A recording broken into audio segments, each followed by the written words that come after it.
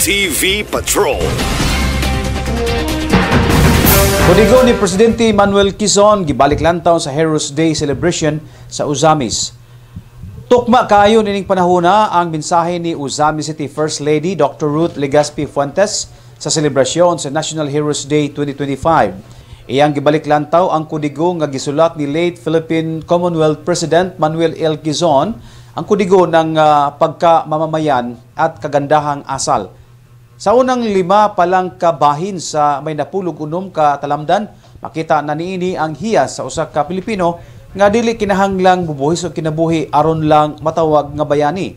Kini mao ang magtiwala sa poong may kapal, mahalin ang bayan, igalang at sundin ang saligang batas, kusang magbayad ng buwis o panatilihing malinis ang mga halalan at sumusunod sa pasya ng nakararami. Dili usab kinahanglang ibandilyo ang mga nahimong kaayuhan apan pasagdan ang mga tao nga mahibalo sa imong mayong binuhatan dugang pa ni Uzamis City First Lady Ruth Legazpi Fuentes. Ipinararating ng ating punong lungsod. Sabi niya, kailangang ang kodigo ng pagkamamamayang Pilipino na isinulat ng dating Pangulong Manuel L. Quezon ay basahin mo, ipaintindi, ipaunawa, ipaalala, at naway maging bahagi ng pang-araw-araw na buhay ng bawat isa sa atin. Mahaba ito, 16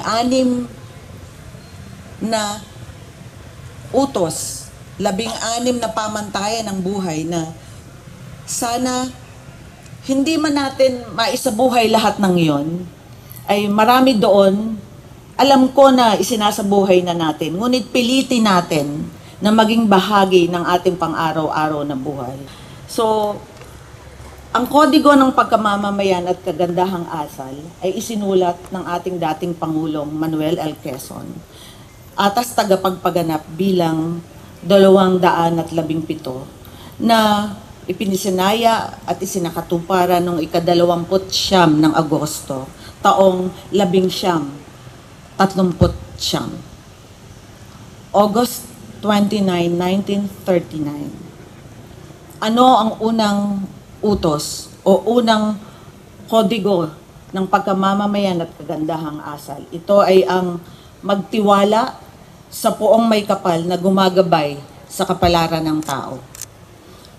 Alam nating lahat ang unang utos ng Panginoon sa Biblia na nasusulat, yung First Commandment. Love God more than self. One TV Patrol.